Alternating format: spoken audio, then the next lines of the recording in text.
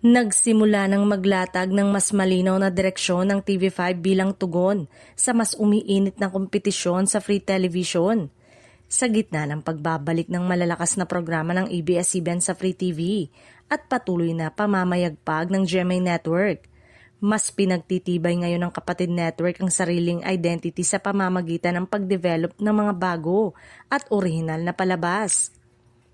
Ayon sa mga ulat, totok ang TV5 sa paglikha ng original content na may kakaibang atake, mula sa drama at action hanggang sa reality at public service program.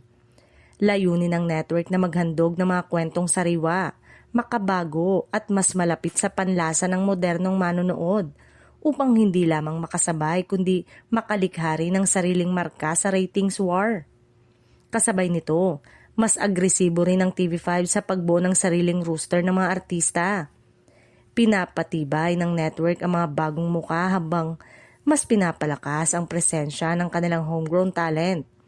Meron ding pagbubukas ng pinto para sa mga veteranong artista na handang sumabak sa mas daring at kakaibang proyekto, bagay na inaasang magbibigay ng bagong sigla sa kanilang mga programa.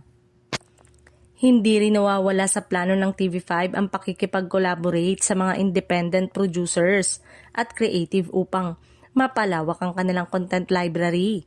Sa ganitong paraan, mas nagiging flexible ang network sa pag-eeksperimento ng format ng genre, habang nananatiling cost-efficient ang audience-driven at production. Sa kabuuan, malinaw na hindi basta nanonood lamang ang TV5 sa nagbabagong tanawin ng Free TV. Sa halip, aktibo itong naghahanda at umaaksyon.